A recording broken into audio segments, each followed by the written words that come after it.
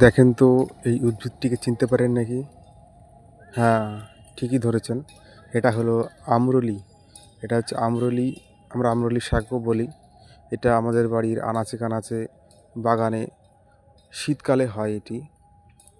এটি এর গায়ে, এর মধ্যে লঙ্কার সাইজের ছোট, ছোট এক ধরনের ফল হয় এবং সেই ফলগুলো যখন পেকে যায়, তাতে স্পর্শ করলেই একটা বিস্ফোরণ মতো হয়, ছোট ধরনের।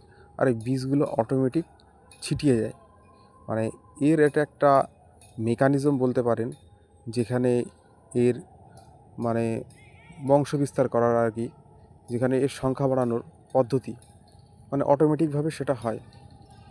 আর এই যে শাকটি বলছি আমরলি শাক, এর বহুতই গুণমান সম্পন্ন শাক।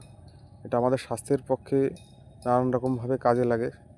যেমন এটি হচ্ছে স্বাদে হচ্ছে টক, আর এতে ভিটামিন সি থাকে প্রচুর পরিমাণে।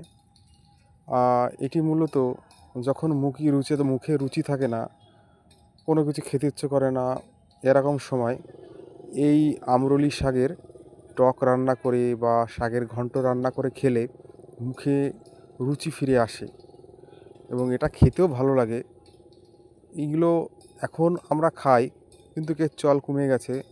আগে দেখতাম ঠাকুমা, দিদিমা, তারা প্রায় শীতকালে এই শাকটা খুব খেতই এবং তাদের খুব ভালোও লাগতো।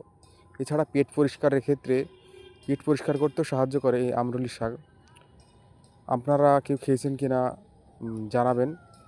আমার তো খুব ভালো লাগে, আমি এটা প্রায় খাই আমরুলি শাক।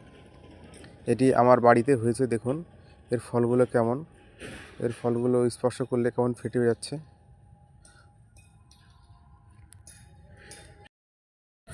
এই ভিডিওটি যদি আপনাদের ভালো লাগে, তাহলে এই ভিডিওটিতে একটু লাইক করবেন এবং আমার এই চ্যানেলটিকে সাবস্ক্রাইব করবেন। ধন্যবাদ আপনাদের সকলকে।